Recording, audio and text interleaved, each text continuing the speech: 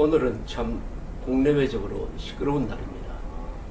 이 노무현 전 대통령의 죽음으로 조성된 아주 침통한 분위기를 기다렸다는 듯이 김정일 정권이 두 번째 핵실험을 했습니다. 이번 핵실험은 2006년 10월 9일의 첫 번째 핵실험보다도 폭발력이 더 세다고 합니다. 아주 중대한 문제가 지금 제기될 가능성이 있습니다.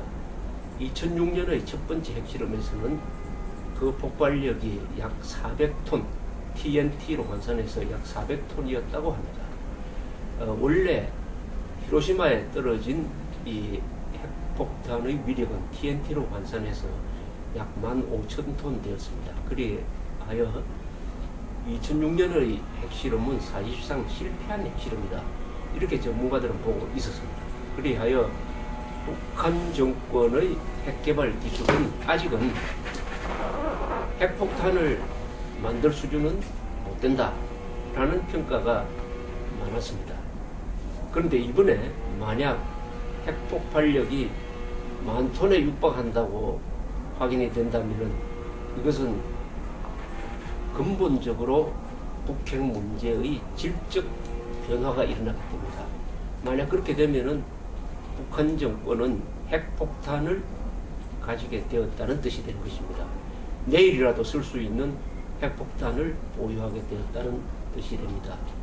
이렇게 되면은 남북한의 전략이 근본적으로 바뀌게 됩니다. 간단하게 말씀드리면은 임진왜란 때 왜군은 조총을 가지고 있었습니다. 조선군은 활밖에 없었습니다. 이런 관계가 되는 것입니다. 핵무기를 가진 군대와 핵무기를 갖지 않는 군대는 조총을 가진 군대와 활을 가진 군대의 차이와 똑같습니다. 근데 이런 일이 벌어질 수가 있습니다. 서해에서 도발을 합니다. 북한군이. 그렇게 했을 때 우리가 보복을 하려고 하면은 핵폭탄을 가진 북한 정권에서 이렇게 공갈을 칩니다.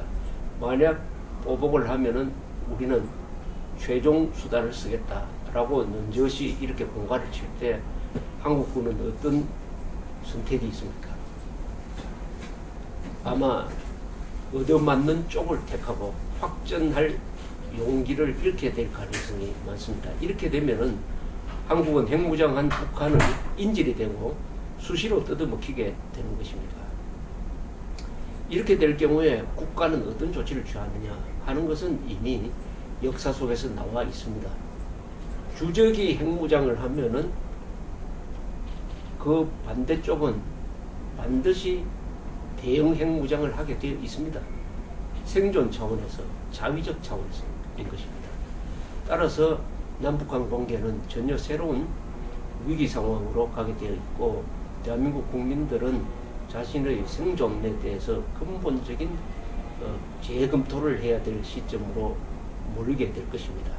그래서 이번 핵실험에서 가장 중요한 것은 폭발력이 어느 정도 나오느냐 하는 데 대한 전문가들의 의견이 앞으로의 대응에 결정적인 방향을 제시할 것이라고 생각을 합니다. 또 하나는 중국의 문제입니다.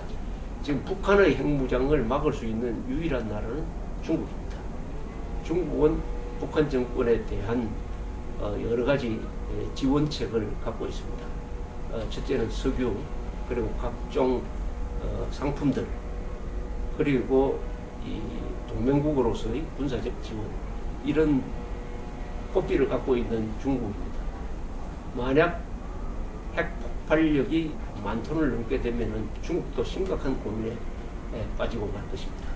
만약 북한의 핵 보유를 여기서 저지시키지 않으면은 우선 일본에서 핵무장론이 반드시 일어날 것입니다. 한국에서도 일어나야 합니다. 대만에서도 일어날지 모릅니다. 이렇게 되면은 중국이 고민에 빠지고 중국이 북한의 팔을 비틀어서 핵을 포기하도록 만들게 될지 모릅니다. 그렇게 하려면은 국제사회가, 그리고 유엔이, 그리고 한국, 미국, 일본이 일치되게 중국에 대해서 압력을 넣어야 됩니다.